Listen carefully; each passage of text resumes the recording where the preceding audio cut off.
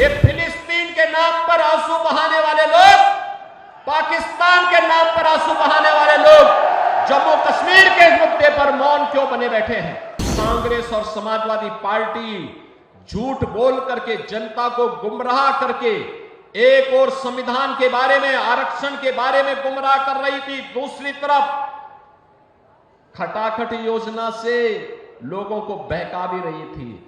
गंगा के सरगनाओं को सबक सिखाने के लिए और उनके बारूद पर पानी डालने के लिए हैंडपंप लेकर के मिथिलेश जी आई हैं। आपने हाल ही में जम्मू कश्मीर विधानसभा के अंदर उस प्रस्ताव को देखा होगा जिसमें उन्होंने कहा है कि हम कश्मीर के अंदर धारा 370 को फिर से बहाल करेंगे। यानी आतंकवाद की जड़ जो धारा 370 है, जिसे 5 अगस्त 2019 को प्रधानमंत्री मोदी जी ने हमेशा के लिए समाप्त कर दिया है।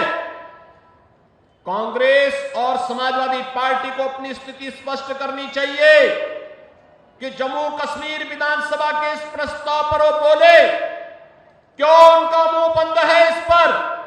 ये फिलिस्तीन के नाम पर आंसू बहाने वाले लोग, पाकिस्तान के नाम पर आंसू बहाने वाले लोग जम्मू कश्मीर के मुद्दे पर मौन क्यों बने बैठे हैं?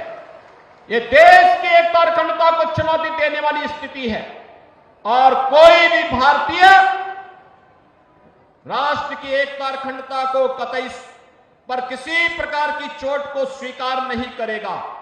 और बहनों और भाइयों, उसी का आह्वान करने के लिए मैं आपसे अपील करने के लिए आया हूं।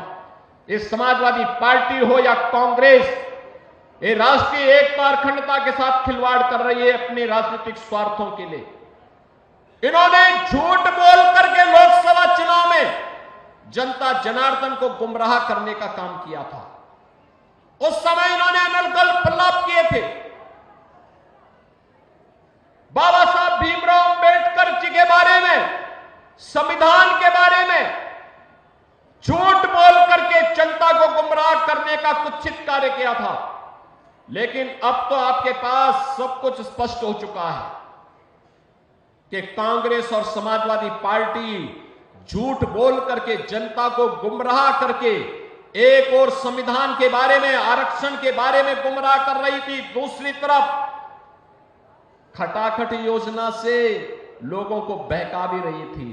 लेकिन अब मैं आपसे कहने के लिए आया हूं, आपने मोदी जी का लगभग 10.5 वर्ष के कार्यकाल को देख लिया है। बाबा साहब भीमराव अंबेडकर के पंचतीर्थ बनाने का काम मोदी जी ने किया है।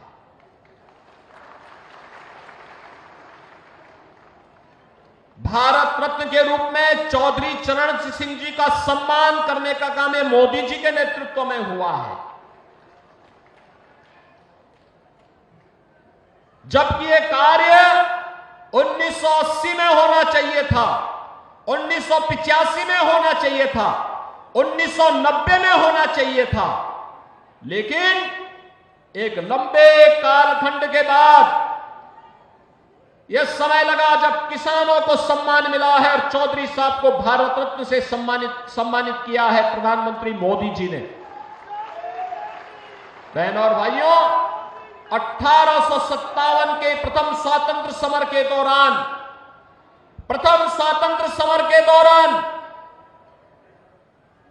भारत के शौर्य का प्रदर्शन करके भारत की आजादी के लिए जिस महान क्रांतिकारी ने मेरठ में इस नेतृत्व को आगे बढ़ाया था, ऐसे धन सिंह कोतवाल जी के स्मारक को भी आगे बढ़ाने का काम डबल इंजन की सरकार ने किया है।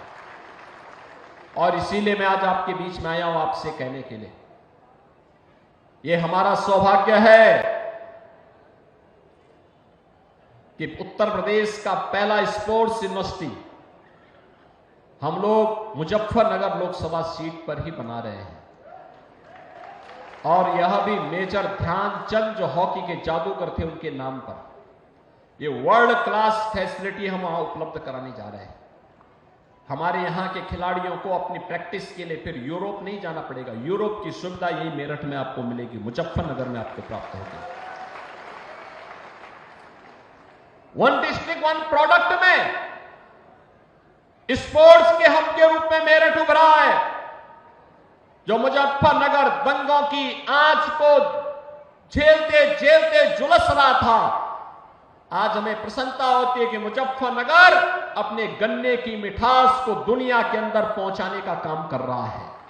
और उसी आह्वान के साथ आज हम सब आपके बीच आए हैं, आपसे कहने के लिए कि बहनों और भाइयों, 20 नवंबर को चुनाव है, 20 नवंबर को चुनाव है। हमें चूकना नहीं है, चूकना नहीं है, अफवाहों के पीछे भी नहीं पड़ना है। 2013 के मुजफ्फरनगर के दंगों को अवश्य स्मरण करके रखना है। दंगा के सरगनाओं को सबक सिखाने के लिए और उनके बारूद पर पानी डालने के लिए हैंडपंप लेकर के मिथिलेश जी आई हैं। उस समय हथियारों के जखीरे इनके यहां बरामद हुए थे।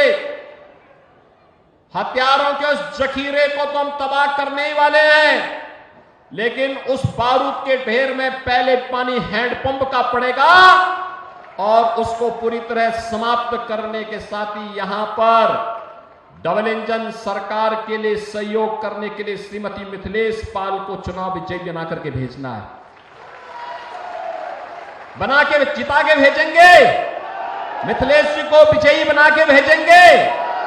मीरापुर के घर घर तक इस संदेश को लेके जाएंगे। भाजपा और आरएलडी के सभी कार्यकर्ता घर घर जाकर के जनता जनार्दन से अपील करेंगे